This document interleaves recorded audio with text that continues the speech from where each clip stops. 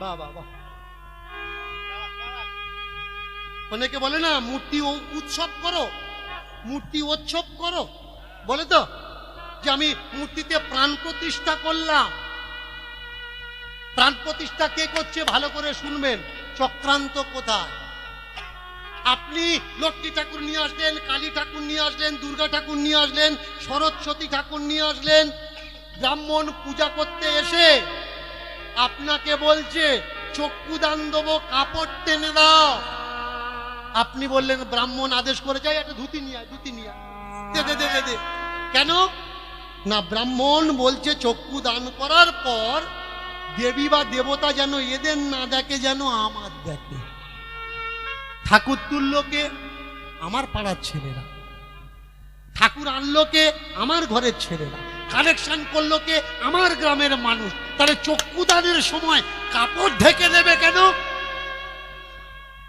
ব্রাহ্মণ বললে মাগো তুমি চেয়ে দেখো আমি কত কাঙালি, এদের দেখতে হবে না মা, এরা জোগাড় করার ক্ষমতা আছে, আমার কোনো ক্ষমতা নেই। প্রথমে কে এলো? দুর্গা এলো। ব্রাহ্মণকে তাকিয়ে দেখলো, হ্যাঁ এ কাঙালি, তাহলে এর কিছু দি। এইবার দুর্গার পরে কি এলো? লক্ষ্মী হয়ে। ফের চেয়ে দেখে, ফের তুই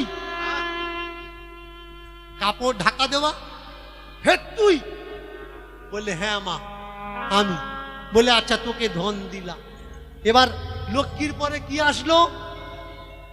লক্ষ্মীর পরে কালী। এবার বললো কাপড় ধর, আবার আবার কাপড় ধরেছে, চক্ষুদান হবে। মা চেয়ে দেখে বলে হ্যাঁ রে ফের। বললে মা ফের দাও। কালীর পরে আসলো কি?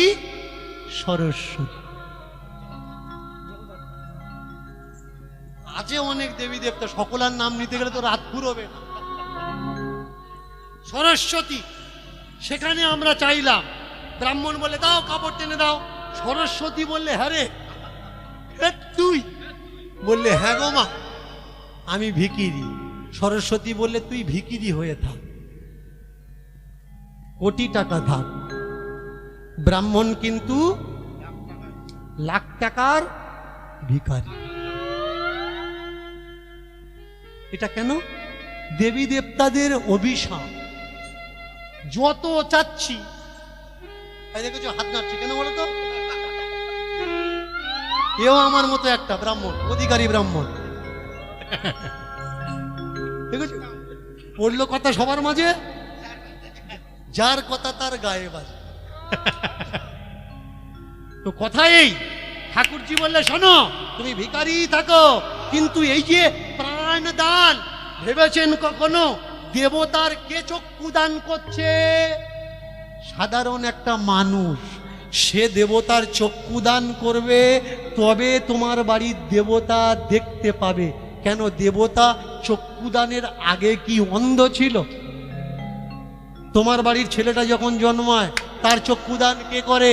তোমার বাড়ি বিড়ালের বাচ্চাটা যখন জন্মায় তার চক্ষুদান কে করে? যখন গরুর বাচ্চা, কুকুরের বাচ্চা হয়, তুমি বলবে ও তো চক্ষু নিয়ে আসে। তাহলে ভগবান চক্ষু নিয়ে আসলো না কেন?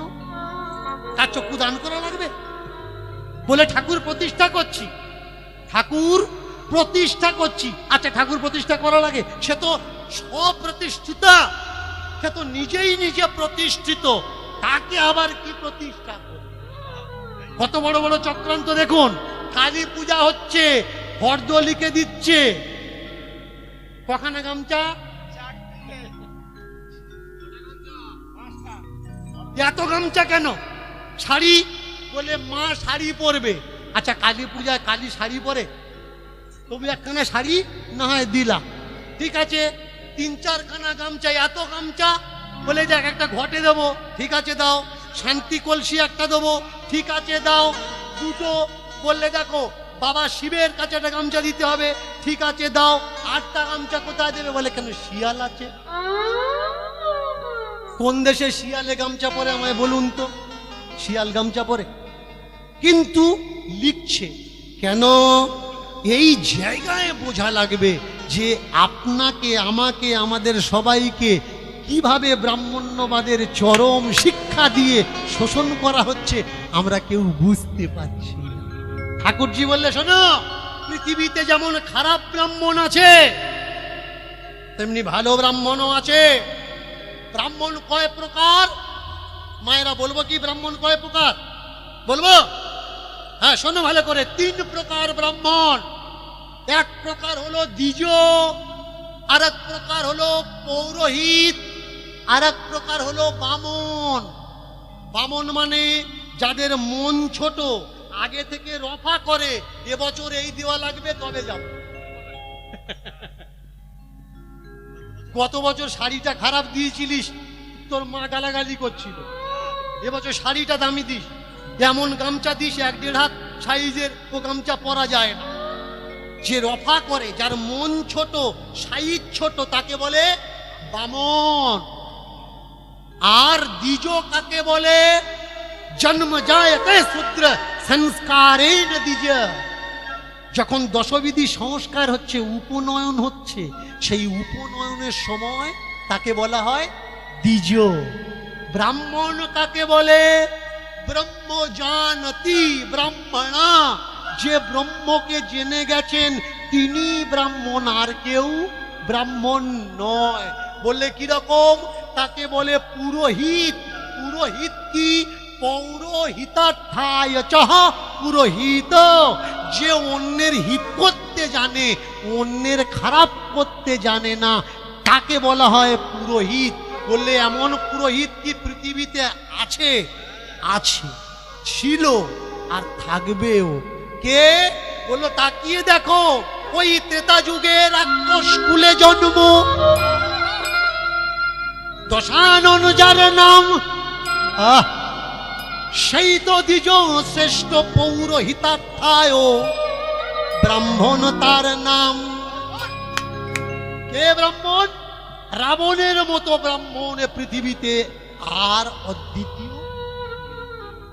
মায়ের পূজা করার জন্য রামচন্দ্র গেছেন পিতামহ ব্রহ্মার কাছে, গিয়ে বললেন আপনি আমার মায়ের পূজাটা করে দিন, না হলে রামকে আমি রাবণকে মারতে পারছি না। কিন্তু পিতামহ ব্রহ্মা বলে উঠলেন, ব্রহ্মা তো আমি বটে, কিন্তু আমার ত্রিসন্ধ্যার ভিতরে একটা সন্ধ্যা নষ্ট হয়ে গেছে। কেন? নিজের মেয়ের পিছনে ছুটেছিলাম, সেই অপরাধ। তাহলে এমন কি কেউ নেই যে আমার মায়ের পূজাটা করতে পারে? বললে আছে পৃথিবীতে। কে? বললে রাবণ তার নাম। বললে ওকে মারার জন্যই তো পূজা করছি। তা ওর কাছে গিয়ে আমি বলবো যে তোমার মৃত্যুর জন্য মায়ের পূজা করছি, তুমি মায়ের পূজা করো? বললে শোনো, কোন ব্রাহ্মণের কাছে যদি যজমান তার দাড়ি হয়, সে কখনো না করে না। রাম বলে উঠলেন ব্রহ্মলোক থেকে এসে দেবী মূর্তির সম্মুখে, হে ভক্তিমতী দেবী, হে শক্তি স্বাধা দেবী, হে জাগৃতি দেবী, হে অসাধ্য সাধনকারিণী দেবী, তুমি আমায় আশীর্বাদ করো। আমি ছোট্ট ভাইকে পাঠাচ্ছি রাক্ষসের কাছে পূজা করানোর জন্যে। গেলেন, নিমন্ত্রণ করলেন। বলুন তো পূজা করেছিল? অকাল বোধন তার নাম। তাহলে যে ব্রাহ্মণ হয়, না বিদ্বেষ, না রাগ, না ক্রোধ, না অনুপ্রেমতা, না লোভ, তথা অষ্টাদশ গুণস্য ব্রাহ্মণ। 18টা গুণ থাকতে হবে। 18টা গুণ। 18টা গুণ না থাকলে সে ব্রাহ্মণের ভিতরে পড়বে না। তো শুদ্ধিকরণ কাকে বলে? বললে স্নানেন পুণ্যানেন হন্তি। স্নান করলেই শুদ্ধি হয়ে যায়। অর্জুন চলে যাওয়ার সময় নারায়ণের চতুর্ভুজ মূর্তি গোমতী নদীর জলে ডুবিয়ে রেখে গেছেন। কেন? যাতে অপবিত্র না হয়। দাপর যুগ চলে গেল, কলিযুগ আসলো। এই গড়বেতা গ্রামের রাজপুতরা তারা স্বপ্নাদেশ পেল যে একজন ভগবান এখানে ডুব দিয়ে আছেন, তোলো তাকে, প্রতিষ্ঠা করো, মন্দির করো। কিন্তু পূজা করাবে কাকে দিয়ে? বলে মন্ত্র জানা লাগবে না, তন্ত্র জানা লাগবে না, একটা সত্যিকারের মানুষ খোঁজো, তাকে দিয়ে আমরা পূজা করাবো। খুঁজতে খুঁজতে খুঁজতে খুঁজতে একজনকে পেল। তার নাম কি? তার নাম হলো দেবা। তাকে বলল, দেবা তুমি পূজা করো। দেবা পূজা করে সেই মায়ের। মন্দিরে ঢুকে যখন পূজা করে, গ্রাম ছাড়া অনেক দূরে মন্দির, কেউ থাকে কেউ থাকে না, কিন্তু মেবারের রাজবাড়ি থেকে ঘোষণা করা হলো প্রত্যেক দিন 50টা ফুলের মালা মন্দিরে যাবে রাজবাড়ি থেকে। আর মন্দির থেকে ঠাকুরের প্রসাদী জলের গ্লাসের জল আর ঠাকুরের গলার যে মালা, এই মালা যেন আমরা প্রতিনিয়ত পাই। ব্যাস, প্রত্যেক দিন ফিরে আসে। আজকের মন্দিরে ঢুকেছে দেবা, দেবা ঢুকেই মন্দিরে মাকে বলছেন, ও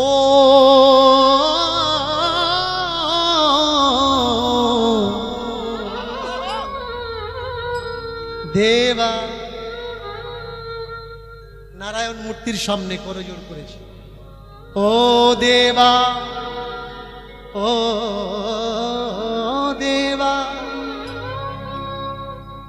मन में गंगा है मेरे तन में गंगा है, मेरे मन में गंगा है मेरे तन में गंगा है, मेरे मन में गंगा है मेरे तन में गंगा है, मेरे मन में गंगा है मेरे तन में गंगा है, मेरा तन मन तन मन तन मन बोले ओ देवा, तन मन तन मन तन मन बोले ओ देवा, तन मन तन मन तन मन बोले गंगा, मेरा तन मन तन मन बोले ओ देवा, तन मन तन मन तन मन बोले ओ देवा, तन मन तन मन तन मन बोले ओ ओ ओ ओ ओ देवा देवा देवा देवा देवा देवा, मेरे मन में गंगा मेरे तन में गंगा, गंगा गंगा मन में गंगा है मेरे तन में गंगा है, मेरा मन में गंगा है, मन में गंगा है, मेरा तन में गंगा है, मेरा मन में गंगा है मेरा तन में गंगा है, मेरा मन में गंगा है मेरा तन में गंगा है। কিন্তু পূজা কিসে হয়? কেউ বলে পূজা মন্ত্রই হয়, আর কেউ বলে পূজা ভক্তিতে হয়। পূজা কেউ বলছে মন্ত্রতে হয়, আস্তে আস্তে আস্তে আস্তে, আর কেউ বলছে পূজা ভক্তিতে হয়। মন্ত্র মন্ত্র মন্ত্র ত্রয়তে ইতি ততঃ, যতক্ষণ তুমি মন দিয়ে না করবে কিচ্ছু হবে না। সবকিছু আছে কিন্তু মন নেই, হবে না। আর আমাদের জাতির গুরুকে, জাতির গুরু হলো ব্রাহ্মণ। এর জন্য ব্রাহ্মণকে সদা সর্বদা শ্রদ্ধা সম্মান জ্ঞাপন করা লাগবে। তবে হ্যাঁ, ব্রাহ্মণকে কিন্তু অব্রাহ্মণকে আস্তে আস্তে আস্তে আস্তে আস্তে আস্তে কথা বলুন, কথাটা একটু আস্তে বলুন, আস্তে বলুন। ব্রাহ্মণকে অব্রাহ্মণকে না,